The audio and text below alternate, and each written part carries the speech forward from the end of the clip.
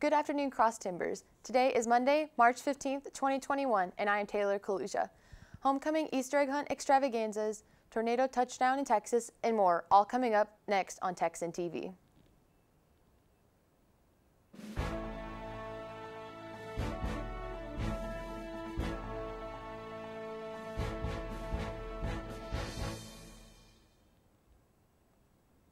In campus news, this week, Tarleton will be celebrating homecoming.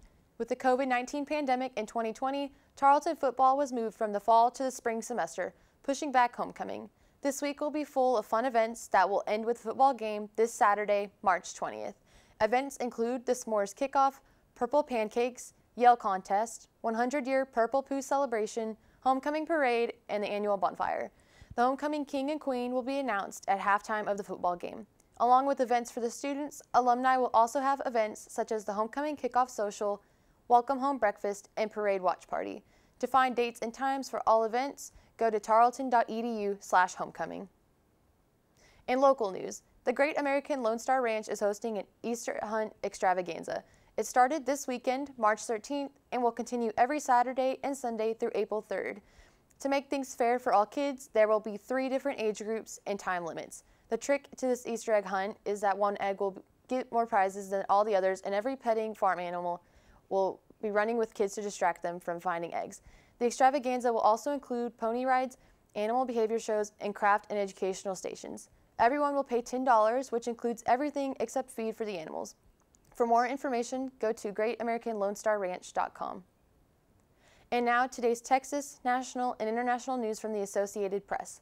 According to the National Weather Service, several tornadoes touched down in the Texas Panhandle this last Saturday in between Lubbock and Amarillo. 2 of these tornadoes touched down south of Amarillo and made their way to Palo Duro Canyon State Park, where they damaged a few of the park's buildings and 1 residential home. Thankfully, the family had been warned about the tornado and had ample time to make their way to the basement before the tornadoes had arrived. Several other tornadoes touched down near Lubbock but only caused minor damage. Thankfully, there have been no reports of injuries due to any of these storms.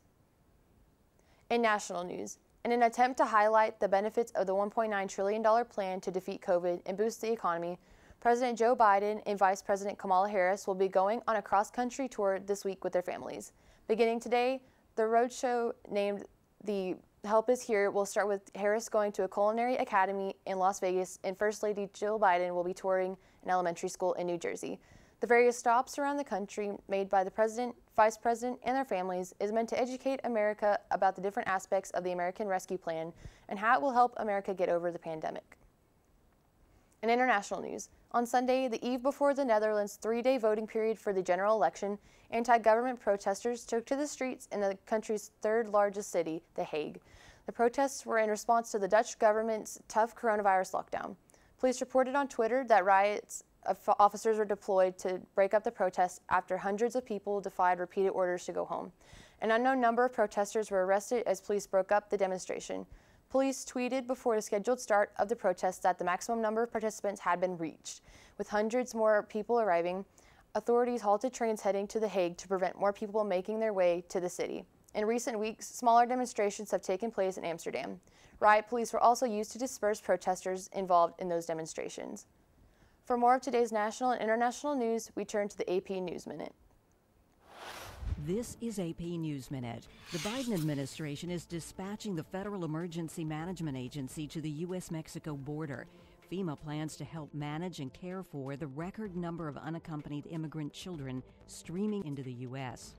President Biden has declined to join the Democrats who are calling for New York Governor Andrew Cuomo to resign. Biden spoke to reporters outside the White House on Sunday and said the investigation into alleged sexual misconduct by Cuomo should continue.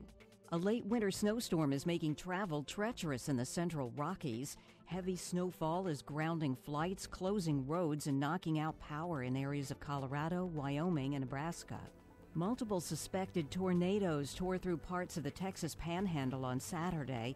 The severe weather wrecked a number of RVs that were in the campground of a state park. Rita Foley, The Associated Press, with AP News Minute.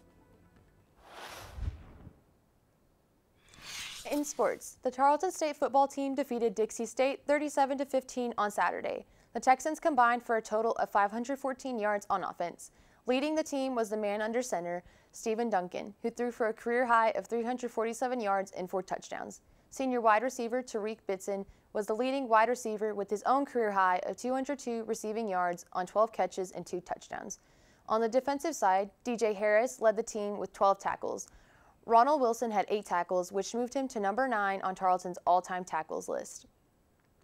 And now for weather, we turn to Maddie Reed. Hey Texans, today there's going to be a high of 74 and a low of 51. The temperatures will stay pretty warm throughout the week, and then later this weekend there will be a slight temperature drop. Back to the desk. This has been a production of Texan TV News, a product of the Texan News Service from the Tarleton State University campus in Stephenville, Texas. Watch us live on Apogee Channel 2.1 in the dorms and at 12:30 weekdays. If you live off campus, tune in on Northland Cable Channel 9. You can follow the Texan News Service on Facebook and Twitter, and check out our website at www.texannews.net for all of your latest local, state, national, and international news. Today's broadcast was produced by Texan TV News. Have a wonderful day, Texans.